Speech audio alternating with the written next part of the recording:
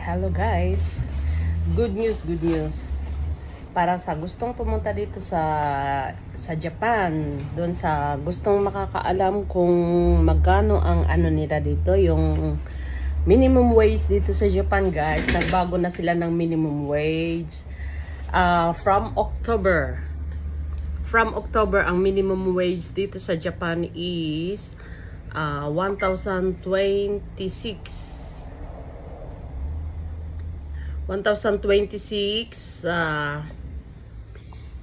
yen per hour yan guys. So kung i-convert mo siya sa peso, it's about 400 pesos for 1 hour. Good news, very good news yan guys sa mga pupunta pa lang dito sa Japan, yung mga mag-a-apply ng either mga trainee, ganyan.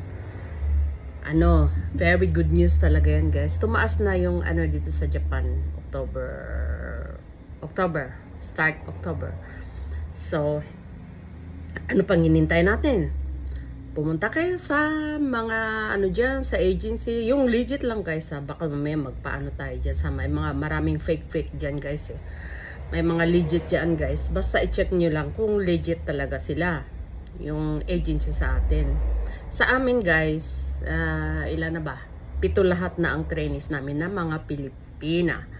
So, very lucky sila kasi nagtaas na ang minimum wage dito sa Japan. Sa bagay, masasabi mo, ang mahal-mahal na ng mga bilihin ngayon. Mahal na talaga, as in mahal. Pero, alam niyo ba guys, yung mga trainee, mas nakakaipon pa sila kaysa sa amin. Kasi kami na talagang residential na dito. Mahilig magbili, bili dito, bili doon. Samantala yung mga trainee talagang nag-iipon sila. So, nakakaipon talaga sila. So guys, just isipin nyo na lang yung minimum wage dito is 1,026 yen per hour. So, 400, palagay natin, 400 times 400 pesos yung per hour, di ba? O, times 8, di magkano na guys? 3,200 pesos per day. Ganyan ang dito sa Japan. At saka guys, pag yung mga trainee dito, ang galing din kasi yung sa sahod nila, yung binabawasan na sila, yung babawasan. Kaya mostly sa kanila, pag wala silang overtime, ay kikita sila ng mga 12 kalapad.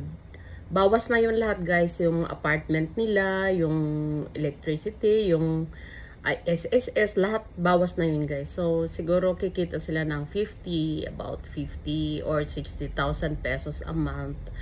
Bawas na yan siya guys. So, arat na.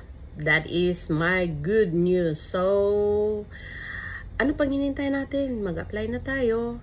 At saka, I really like Japan kasi super peaceful. Ang peaceful talaga. I like Japan guys. So, bye for now. That's my good news. Bye.